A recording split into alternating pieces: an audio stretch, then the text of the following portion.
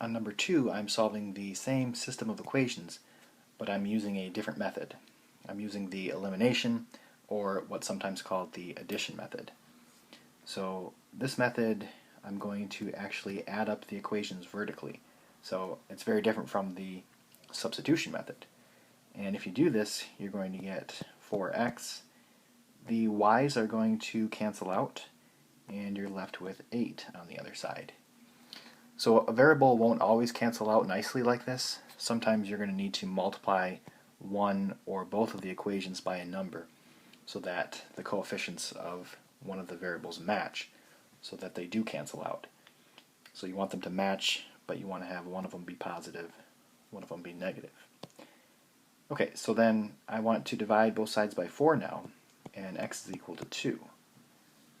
So now that I have x, I want to plug this back into either of my original equations. And I'll plug it into the top one.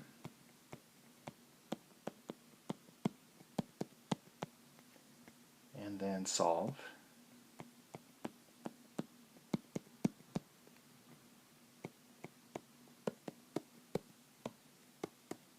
And we get y is equal to 1.